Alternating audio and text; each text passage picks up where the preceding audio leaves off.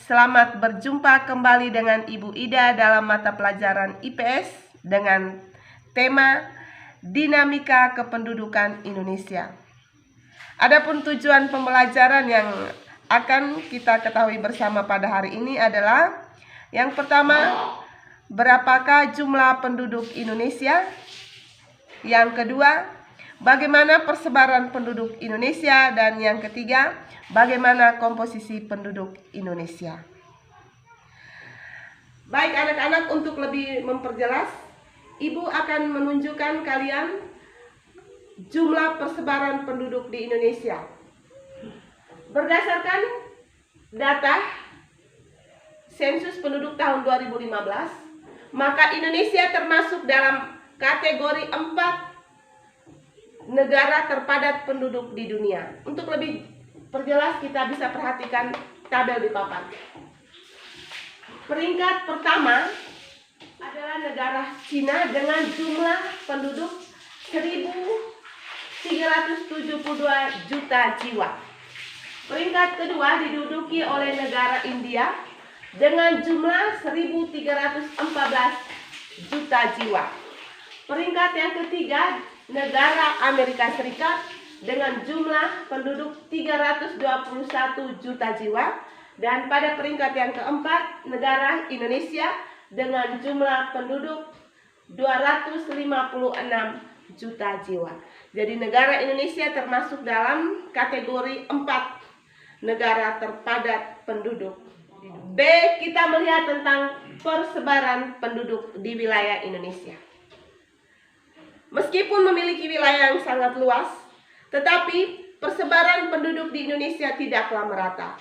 Ada daerah atau pulau yang memiliki penduduk yang sangat padat, sedangkan ada wilayah atau pulau di Indonesia yang memiliki penduduk yang masih sangat jarang. Wilayah yang sangat padat penduduknya itu seperti di Sumatera dan Pulau Jawa, sedangkan wilayah yang penduduknya masih jarang seperti di Pulau Kalimantan, Sulawesi, dan juga di Papua. Sedangkan pulau-pulau yang lainnya masih pada kategori normal. Lalu yang berikut kita lihat bagaimana upaya pemerintah untuk mengatasi masalah tersebut. Jadi, wilayah yang sangat padat penduduknya juga akan menyebabkan terjadinya masalah. Dan wilayah yang sangat jarang penduduknya juga pasti kita lihat ada saja masalah yang dialami oleh penduduk. Daerah yang padat penduduknya pasti memiliki banyak masalah. Masalah yang pertama yang berhubungan dengan ketenagakerjaan.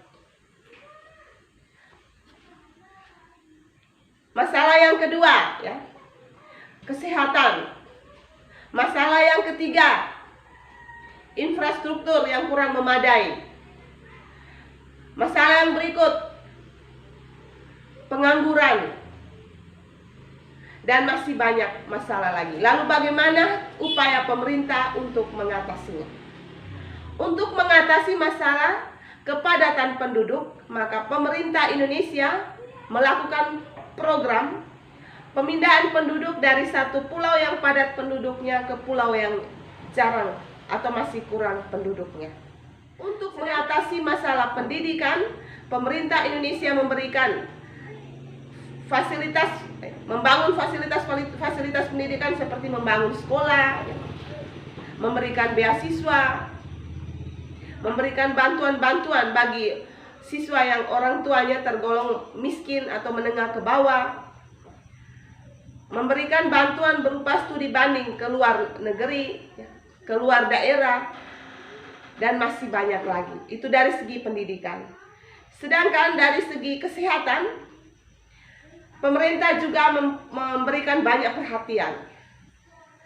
Misalnya membangun rumah-rumah sakit, memberikan fasilitas-fasilitas kesehatan, dan masih banyak lagi. Yang berikut kita lihat tentang komposisi penduduk. Komposisi penduduk dibagi atas dua, yaitu komposisi penduduk berdasarkan usia dan komposisi penduduk berdasarkan jenis kelamin. Berdasarkan usia dibagi lagi, mulai dari 0 sampai 14 tahun dikategorikan belum produktif. Usia 15 sampai 64 tahun merupakan usia produktif atau bisa bekerja dan menghasilkan uang. Sedangkan di atas usia 65 tahun tergolong usia non produktif atau tidak produktif. Jika usia 0 sampai 14 tahun dan di atas 65 tahun atau kategori tidak produktif lebih banyak, maka akan menimbulkan masalah bagi penduduk Indonesia. Karena orang yang berusia produktif harus bekerja keras untuk menafkahi usia-usia yang kategorinya sudah tidak produktif lagi. Akan menjadi masalah kalau usia tidak produktif jumlahnya lebih tinggi. Sedangkan di Indonesia jumlah yang tidak produktif itu lebih banyak dibandingkan yang produktif. Ini yang menjadi masalah bagi negara kita. Yang berikut, komposisi penduduk berdasarkan jenis kelamin.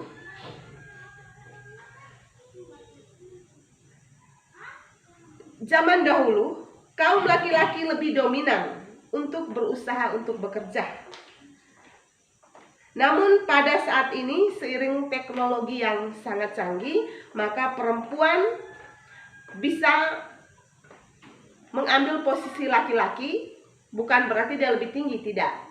Tetapi dalam mengerjakan pekerjaan sehari-hari, perempuan dan laki-laki sudah mulai menunjukkan persamaan, atau istilah lainnya gender, karena perempuan juga sudah bisa mengambil alih tugas atau pekerjaan yang sebelumnya hanya diambil alih oleh laki-laki saja. Seiring teknologi yang canggih ya. Yang berikut, yang keempat, pertumbuhan kualitas penduduk. Berbicara tentang kualitas penduduk berarti kita berbicara tentang masalah kesehatan dan masalah pendidikan. Secara umum di Indonesia masalah pendidikan dan kesehatan itu menjadi masalah yang sangat serius, dan seperti yang sudah Ibu jelaskan tadi, banyak hal yang sudah diupayakan oleh pemerintah, misalnya dari kesehatan, membangun fasilitas-fasilitas kesehatan, memberikan obat-obatan murah bagi masyarakat. Sedangkan dari segi pendidikan, banyak sekali bantuan-bantuan seperti bantuan operasional sekolah, memberikan beasiswa bagi anak-anak yang orang tuanya kurang mampu, memberikan studi banding bagi siswa ke luar negeri atau ke luar daerah yang lain, membangun fasilitas-fasilitas pendidikan yang memadai, memajukan pendidikan di Indonesia. Jadi pada pertemuan kita kali ini mungkin ada beberapa hal yang sudah Ibu sampaikan tadi. Nanti Ibu akan memberikan juga soal yang kedua. Terima kasih atas perhatian. Selamat pagi, salam sehat.